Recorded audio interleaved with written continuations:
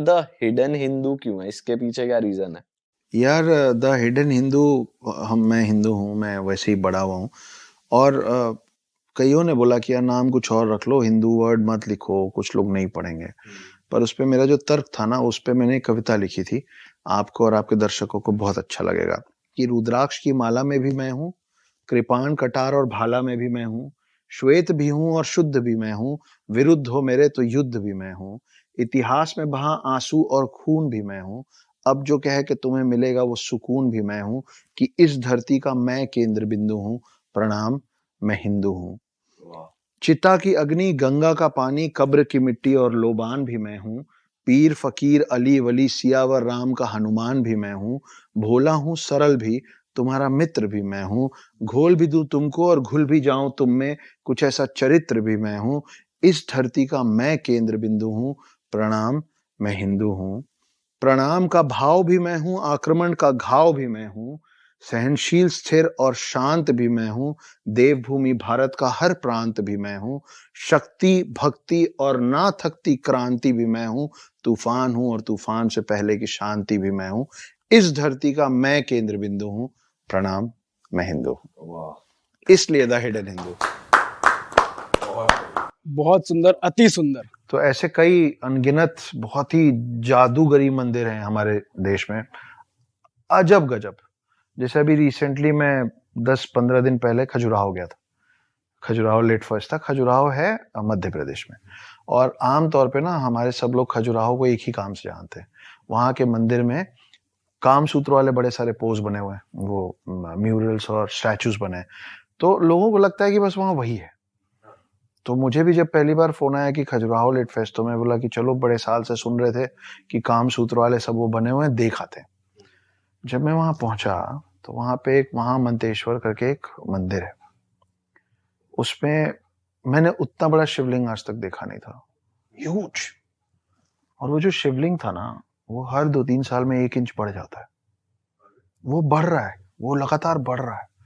और मुझे उन्होंने तस्वीर दिखाई कि जब ये छोटा था तो कैसा था।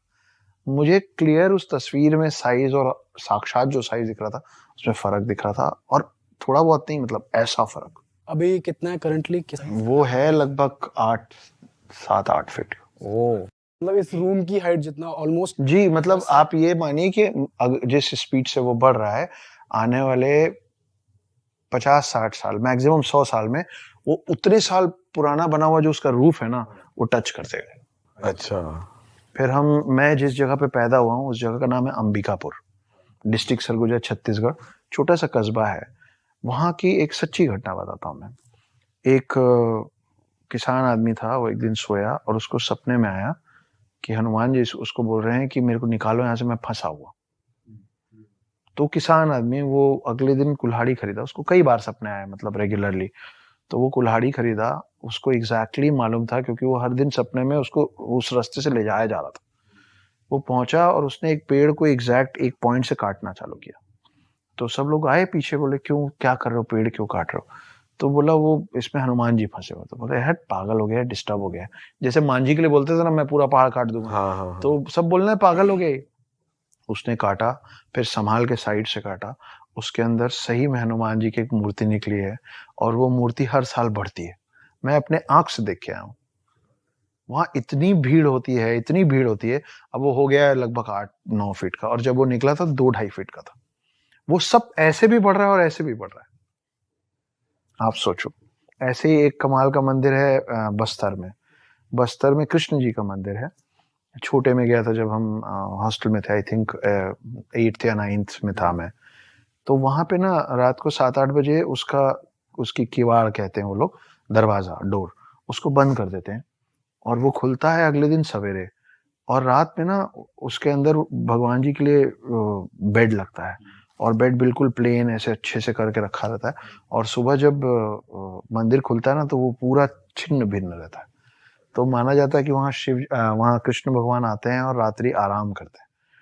तो एक फॉरेनर था और वो वहां बैठा, देखा हूं मैं अपनी आंखों से। यही सब है ना, जब आप ये सब देखते हो ना, तो आपका विश्वास, आपका भरोसा बढ़ता चला जाता है। एक फॉरेनर वहां बैठा होता है, जैसे कई होते हैं ना, हरे राम हरे कृष्ण, तो ना वो बस बैठ के ऐसे करता था। तो वहां जो गाइड वाइड लोग थे, वो बोले कि सालों से यहाँ बैठा है, इसको जब बताया गया था सालों पहले कि ऐसा होता है रात में, तो ये रात को झांक लिया अंदर कि मेरे को देखना है क्या होता है। तो ये देखा तो ये बहुत डर गया। किस बात से डरा? अब अगले दिन ही ट्राई टू टेल कि मैं रात को क्या देखा, तो वो बोल नहीं पाया, वो आज तक बोल नहीं पाता है। आपने उस अंग्रेज को देखा मैंने है? उस आदमी को देखा है, उसकी आंखें नहीं है, वो जो देखा वो आंख चली गई, वो बताने की कोशिश किया कि जबान चली। वो बैठा हुआ था मेरे सामने और हम पूरे स्कूल के लोग एक साथ खड़े होके उसको देख रहे थे और उसके बारे में उसके सामने बात किया जा रहा था और वो ऐसे ऐसे करके ना हम लोग को ऐसे जय कर रहा। आप सोचो, मेरे को अभी मेरे गूज़बम्स आ रहे हैं। सर ये जो आप बता रहे हैं जहाँ पे पेड़ के अंदर मूर्ति बढ़ रही है, अब वो एक टेम्पल बन गया, लोग आते हैं वर्शिप करते हैं हाँ, पूरा? प्रॉपर टेम्पल बन गया है, उसके ऊपर छत वत डाली गई है। हाँ, और वो काफी सारे लोग आके उसको नापते वापते हैं और वो बढ़ रहा है। और आप अंबिकापुर जाएंगे ना, तो आप वहां पे ये बात करेंगे ना तो कोई नहीं चौंकेगा, उनके लिए नॉर्मल है। तो मैं आपको एक और बहुत इंटरेस्टिंग बात बताता हूँ। आप देखो कि शिव जी जो है उनके गले में सांप होता है ना। शिव जी के बड़े बेटे हैं कार्तिक, उनका वाहन है मोर। उनका छोटा बेटा है बेटे हैं गणेश, उनका वाहन है चूहा। अब मेरे घर का ऐसा चलन है कि हम लोग पिता पुत्र सब एक साथ टेबल में बैठते हैं, खाना पीना सब करते हैं और चिल्ड आउट माहौल है हमारे घर का। तो आप सोचो कि ऐसा तो उन तीनों के साथ भी होता होगा। शिव जी, कार्तिक जी और गणेश जी भी कभी ऐसे फैमिली डिनर पे बैठते होंगे ना टेबल पे। तो जब ये लोग टेबल पे बैठते होंगे तो इनके जो ये सब चंगू मंगू हैं, मोर है, चूहा है, सांप है, ये लोग पार्किंग स्पेस टेबल के नीचे घूमते रहते होंगे क्योंकि ये तो फैमिली डिनर पे है। अब आप सोचो कि सांप चूहे को खा सकता है, मोर सांप को खा सकता है, कोई किसी को नुकसान नहीं पहुंचाता है। अब आपको लग रहा है कि ये कमाल की फैमिली है। अब ये तीनों इनकम्प्लीट हैं जब तक पार्वती टेबल पे नहीं आती है। और पार्वती कौन है? पार्वती का वाहन क्या है? शेर। मतलब बाकी सब पानी का हम चाय हो गया ना सडनली कि भाई मैं आई हूं और जंगल का राजा मेरा वाहन है, तो मैं कौन हूं? तो हमारे हिंदू परंपरा में पहले अपने परिवार की महिलाओं का, वुमेन का नाम मेल से पहले लिया जाता था। कैसे? आप देखिए, गौरी शंकर, लक्ष्मी नारायण, सिया राम, राधा कृष्ण, है ना। तो ये हमारा कल्चर था। हिंदू धर्म हो, मुस्लिम धर्म हो, क्रिश्चियन, सिख, ज्यादातर धर्म में जितने भी भगवान है ना, जो दिखते हैं और जो नहीं दिखते हैं, वो सब मेल है ज्यादातर। ब्रह्मा विष्णु महेश, मैं पहले अपने आप से ही शुरू करूंगा। ब्रह्मा विष्णु महेश, अल्लाह।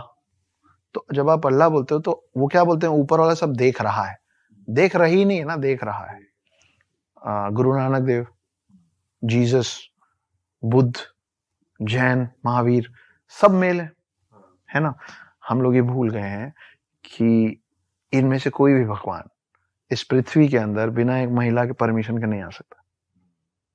पर प्रॉब्लम ये है ना कि आपको एक राज्य के अंदर, एक स्टेट के अंदर, एक प्रोविंस के अंदर घुसने के लिए दो लोग अलाउ कर सकते हैं। एक वहां का राजा या रानी और दूसरा दरबान। करेक्ट। हमने the queen of the world को the watchman of the world से दिमाग में एक्सचेंज कर रखा है। वो रूल करती हैं इस वर्ल्ड को, वो डिसाइड करती हैं कि कौन सा भगवान अंदर आएगा, लेकिन हमने उनको अपने पैर के नीचे दबा रखा है, उनको बना दिया है गेट कीपर। तो मैं जहां से आता हूं वहां देवी की पूजा देवों से पहले होती है। सर, ये मैंने भी सुना है कि वैसे कि दुनिया को बताया जाता है ब्रह्मा विष्णु महेश तीनों दुनिया चला रहे हैं, बट वो एक्चुअली देवी के बेटे हैं। तो सबसे ऊपर देवी आती हैं, फिर ये तीनों आते हैं। एक स्क्रिप्चर में ऐसा भी लिखा है। देखिए, जब आप विष्णु पुराण पढ़ेंगे ना तो आपको पता चलेगा कि विष्णु पहले आए थे और वो शिव और ब्रह्मा को लाए थे। फिर जब आप शिव पुराण पढ़ेंगे तो आपको पता चलेगा कि शिव पहले आए थे और फिर वो ब्रह्मा और विष्णु को लाए थे, है ना। तो अनंत अनादि जो कहते हैं वो ज्यादातर लोग शिव के लिए कहते हैं क्योंकि शिव पुराण ज्यादा मान्यता वाला है, शिव को मानने वाले, शिव के भक्त ज्यादा है, इसलिए वो ज्यादा चलन में है कि शिव पहले आए थे। मगर असलियत ये भी है, देखिए एक राक्षस था जिसका नाम था महिषासुर, है ना, आपने सुना होगा। अब महिषासुर को ना कोई नहीं मार पा रहा था, तो शक्ति ने दुर्गा का रूप लिया और आप देखिए कि कोई भी भगवान, ये जो स्पेशली जो 3 भगवान है, ये आप ब्रह्मा को कभी त्रिशूल और त्रिशूल और चक्र लिए नहीं देखेंगे। आप विष्णु को मोस्ट ऑफ द टाइम सिर्फ चक्र लिए देखेंगे, त्रिशूल लिए नहीं देखेंगे। आप शिव जी को कभी भी चक्र के साथ नहीं देखेंगे, त्रिशूल के साथ देखेंगे। इसका ये भी कारण है कि ये तीनों जो मेल फॉर्म्स हैं, ये तीनों का जो मेन पावर है, एक बॉडी कंटेन नहीं कर सकता। फैंटास्टिक फोर देखें ना आप, फर्स्ट पार्ट, उसमें क्या होता है, चारों एक में घुस जाते हैं। फर्स्ट सेकंड पार्ट चारों एक में घुस के फिर विलेन से लड़ते हैं ना, ऐसा ये गॉड्स नहीं कर पाते। लेकिन जब शक्ति दुर्गा का रूप लेके आई, तो उन्होंने शिव जी से त्रिशूल ले लिया, विष्णु जी से चक्र ले लिया, और ब्रह्मा जी से वो कमंडल लिया। कमंडल के अंदर माना जाता है cosmic energy of the world है, यूनिवर्स है ना। तो ये तीनों को कोई भी मेल बॉडी कंटेन नहीं कर पा रहा था, ये आई और इन्होंने सब कुछ कंटेन कर लिया महिषासुर को मारने के लिए। तो अब आप उसको थोड़ा साइंस में ले जाते हैं। इलेक्ट्रॉन, प्रोटॉन और न्यूट्रॉन मिलके एटम बनाता है, ठीक है। क्रिएटर, डिस्ट्रॉयर, प्रिजर्वर मिलके सृष्टि, पृथ्वी, ठीक है। और ब्रह्मा, विष्णु, महेश मिलके बनाते हैं शक्ति। तो पृथ्वी और धरती जो लोग बनाते हैं, वो पृथ्वी और धरती कुछ और नहीं है, सृष्टि कुछ और नहीं है, शक्ति है। इसलिए हम धरती माँ कहते हैं। और सर जैसे आपने बताया शिव जी के गले में हमेशा सांप रहा जाता है, तो वैसे हमने देखा है कि सांप का एक हमारे हिंदू माइथोलॉजी में या हिंदू कल्चर में एक रहा है इम्पोर्टेंस, की कई लोग सांप को दूध भी पिलाते हैं। कहा जाता है कि सांप को कभी मारना नहीं चाहिए। शेषनाग के बारे में भी हमने सुना है। सांप से रिलेटेड बहुत सारी वो है कि हमने कुछ वैसे भी सोचा है कि वो अपनी तस्वीर वो कर लेता है, वो तुम्हारे पीछे आएगा। तो सर सांप बड़ा एक इंटरेस्टिंग टॉपिक है, इस पे कुछ बताओ आप क्या जानते हो। साथ ही साथ थोड़ा उस बारे में भी जो इच्छाधारी नाग होते हैं, ये तो हमने पिक्चर में ही सुना है, देखा है कि वो जनरेशन बाय जनरेशन और अगले जन्म में मतलब वो लोग जिंदा रहते हैं, वो अमर हैं। तो उस बारे में थोड़ा ओके, मैं इसको शुरू यहाँ से करता हूँ कि आपका पहला सवाल क्या था? सांप इन जनरल। तो आपको मैं फिर Bharat, this is incredible India. Bharat में एक गांव है, उसका नाम है शेतपाल। शेतपाल उस गांव का नाम है। उस गांव में जितने घर है ना, वो जब हर घर में उन्होंने एक बिल बना रखा है, और हर घर में एक सांप रहता है। उनके बीच में सांप की इतनी मान्यता है कि आज भी उनके घर में जब कोई नया घर बनता है ना, तो उसमें उसके लिए जगह, उसके लिए एक बिल बनाया जाता है। आज तक उस गांव में किसी सांप ने किसी इंसान को, और किसी इंसान ने किसी सांप को नुकसान नहीं पहुंचाया। They have learned and they have lived to coexist. वो एक साथ रहते हैं, और आप इसको गूगल कर लेना। शेतपाल है महाराष्ट्र में। ऑलराइट, आई थिंक हाँ महाराष्ट्र में है। और मैं वहां गया हूँ, छोटे छोटे। आपने देखा है? मैंने घर देखे, और हर घर में, एंड व्हेन आई से हर घर, वो बोलने वाला नहीं, लिटरली हर घर में। मतलब जैसे हम लोग घर बनाते हैं ना, तो हम ईशान को छोड़ के रखते हैं क्योंकि हमको वहां मंदिर बनाना होता है। इस गांव के हर घर में एक बिल बनाया जाता है एक सांप के लिए।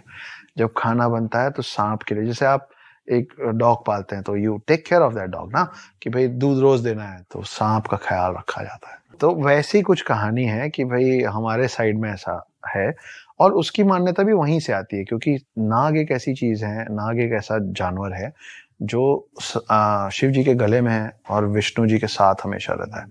तो जब विष्णु जी जब राम बने थे, तो लक्ष्मण जो थे वो शेषनाग थे।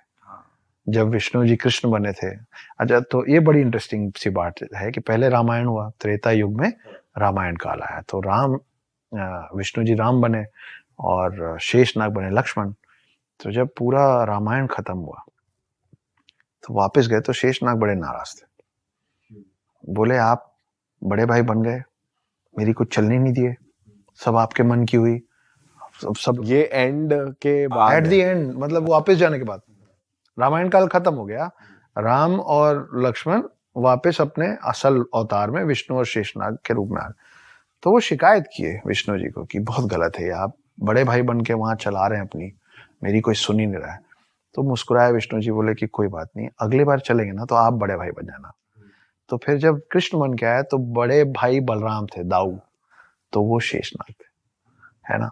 तो ये दोनों में, शिव में और हालांकि ये दोनों नाग अलग अलग हैं। शिव जी के जो गले में वो वासुकी हैं, और विष्णु जी जिस पे विराजमान होते हैं, लेटते हैं, वो शेषनाग है। शेषनाग के पीछे और एक बहुत अच्छी इंटरेस्टिंग कहानी है। तो शेषनाग जब सागर मंथन हुआ था, तो वो जो पहाड़ को उल्टा किए थे, उसके नीचे तो विष्णु जी खुद लगे थे, वो टर्टल के शेप में, कछुए के शेप में, और जो उसका मंथन करना था ना, सागर मंथन, तो एक तरफ सारे दानव पकड़े हुए थे, दूसरी तरफ सारे देव पकड़े हुए थे। तो पकड़े क्या हुए थे? रस्सी नहीं थी, वो शेषनाग को पकड़े थे, वो शेषनाग को घुमा रहे थे।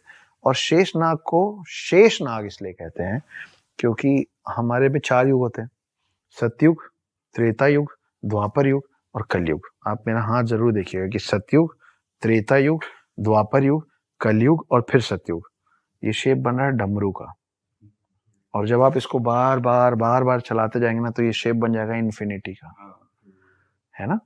तो हमारे पास कलयुग के बाद वापस सतयुग शुरू होता है, और जब कलयुग में सब खत्म हो जाता है ना, तो जो एक नाग बचता है ना, जो एक नाग शेष बचता है, शेष मतलब होता है रिमेनिंग, वो है शेषनाग, कि उसका ना अंत है ना उसकी शुरुआत है, वो शेषनाग है। तो सर ऐसा हो सकता है कि ये कलयुग दोबारा आया हो कभी पहले, मतलब कलयुग जैसे अभी चल रहा है, मतलब ये कौन सी तो साइकिल? ये कौन सी किसी और साइकिल का हो? तो इस पे मैं आपको एक और इंटरेस्टिंग बात सुना। तो ये जो 4 काल हैं, हाँ, देखिए वेस्टर्न कल्चर जो है ना, उसमें वो लोग मानते हैं कि टाइम लीनियर होता है। वेस्टर्न कल्चर में माना जाता है कि टाइम लीनियर होता है। हमारे में कहते हैं कि काल चक्र होता है। आप डिफरेंस ऑफ बिलीफ देख रहे हैं कि उनके लिए टाइम ऐसे चलता है और हमारे लिए टाइम ऐसे चलता है। हमारे लिए टाइम साइक्लिक है, जो मैंने अभी आपको बताया कि कलयुग के बाद फिर सतयुग आएगा, तो फिर से चालू होगा, है ना। आपके कमरे में लगी घड़ी, आपके हाथ में पहनी घड़ी गोल होती है, मतलब टाइम साइक्लिक होता है, टाइम बार बार घूम के आता है। तो मैंने 2 लाइनें लिखी थी कि जहां से चले थे फिर वहीं आकर ठहरे हैं, एक उम्र लग गई समझते कि दुनिया गोल है। तो समय गोल है, पहली बात। दूसरी, तो एक बार ऐसा हुआ था कि कृष्ण जी के पास, इस युग खंड में बात कर रहा हूं मैं, ठीक है, इसके बाहर क्या हुआ, मल्टीवर्स है ये, है ना। तो कृष्ण जी के द्वारपाल दौड़ते हुए आए द्वारका में, तो उनका दरबान, वॉचमैन, वो दौड़ते हुए अंदर आया कृष्ण जी के पास और बोले वो ब्रह्मा जी आए आपसे मिलने। तो कृष्ण जी बोले अच्छा, उनसे पूछ क्या होगी कौन वाले ब्रह्मा जी हैं वो। तो दरबान कंफ्यूज्ड, दरबान बोला ठीक है भाई, आप बोल रहे हैं, पूछ लूंगा। वापस चले गए, बोले वो कृष्ण जी पूछ रहे हैं आप कौन वाले ब्रह्मा हो। तो ब्रह्मा जी भड़क गए, बोले कौन वाले ब्रह्मा, मतलब क्या, एक ही होता ब्रह्मा। तो फिर वो पैर पटकते हुए हटो यहाँ से और करके कृष्ण जी के पास आए। तो कृष्ण जी से पूछे कि आपने ऐसा क्यों बोला कि कितने वो होते हैं, मैं कौन सा हूं। तो फिर कृष्ण जी ने असली चीज उनको दिखाई। तो जब कृष्ण जी ने उनको सारे रेल्म्स खोल दिए ना, तो ब्रह्मा जी ने देखा कि बहुत सारे लोग स्वान पे बैठ बैठ के उड़ रहे हैं, 4 सिर वाले। तो बहुत सारे ब्रह्मा थे, और सब आके फिर नतमस्तक हुए कृष्ण जी के, क्योंकि कृष्ण तो विष्णु अवतार है। तो ब्रह्मा जी को समझ में आया कि oh shit, I am not the only one, we have more. और ऐसी दूसरी बड़ी इंटरेस्टिंग कहानी रामायण से जुड़ी आती है। तो आपका जो सवाल है ना कि टाइम साइक्लिक है और हम कहाँ हैं, हम मतलब कितनी बार ये कौन सी साइकिल है? तो ये तो हनुमान जी को भी नहीं पता है, तो हमको तो पता ही नहीं हो सकता कैसे। तो क्या है, हनुमान राम के बहुत बड़े भक्त है ना, वो मतलब वो उनके बिना जीना ही नहीं चाहते। लेकिन जब रामायण खत्म होता है तो राम को तो वापस जाना है विष्णु अवतार में, लेकिन हनुमान जो है वो 7 इमॉर्टल, 7 चिरंजीवी में से एक है। तो उनको तो युग में यहीं रुकना है, इसी पृथ्वी में। अब ये तो नियति है कि राम को जाना ये भी नियति है और हनुमान को रुकना ये भी नियति है। लेकिन हनुमान इतने बलशाली हैं कि उनको समझाए कौन, वो तो राम के लिए राम से भी लड़ने को तैयार हैं, है ना। तो राम क्या करते हैं कि, तो ऐसा इस बार भी हुआ कि त्रेता युग में राम को वापस लौटना था। हनुमान बोले हो ही नहीं सकता प्रभु, या आप यहाँ रहेंगे या मैं आपके साथ चलूंगा, मैं आपकी सेवा करूंगा। तो उन्होंने जमीन पे एक छोटा सा क्रैक बनाया जब हनुमान नहीं देख रहे थे, तो राम ने और उन्होंने अपनी एक अंगूठी उतारी और उसके अंदर गिरा दी। और राम जी ने बोला कि ओह उप्स, हनुमान हनुमान मेरी अंगूठी गिर गई, प्लीज ले आइए। हनुमान सूक्ष्म रूप में उस क्रैक के अंदर घुस गए। अब वो जाते गए वो पाताल लोक में पहुंच गए। पाताल लोक में उनको शेषनाग मिले। तो शेषनाग बोले यहाँ क्या कर रहे हैं आप महाराज? तो बोले वो मेरे राम की अंगूठी गिर गई, ढूंढ रहा हूँ, मिल ही नहीं रही है। तो शेषनाग मुस्कुराने लग गए। तो हनुमान जी ने बोला कि आप क्यों हंस रहे हैं? बोले आप फिर बुद्धू बन गए इसलिए। बोले मतलब? बोले वो देखिए, जब वो पलटे ना तो वहां अंगूठियों का पहाड़ बना हुआ था। तो हर बार त्रेता युग में राम ऐसे ही बुद्धू बना के हनुमान को छोड़ जाते। देखिए जो 7 चिरंजीवी हैं, कईयों को उनका नाम भी नहीं पता, इसलिए मैं बता देता हूँ। हनुमान, परशुराम, अश्वत्थामा, कृपाचार्य, वेद व्यास जिन्होंने महाभारत लिखी है, रावण का भाई विभीषण और राजा बलि। बाली सुग्रीव वाला बलि नहीं, राजा बलि सतयुग से आता है, उसकी अपनी कहानी, जिसके चक्कर में विष्णु जी ने वामन अवतार लिया था। ये 7 लोग हैं, ठीक है। तो ये सातों चिरंजीवी हैं, इमॉर्टल्स हैं, है ना। ये जब जब आए हैं तब से अभी। और ये सातों कहाँ अभी मतलब पाताल वो अर्थ पे ही हैं। उसके लिए आपको द हिडन हिंदू पढ़नी पड़ेगी। अच्छा।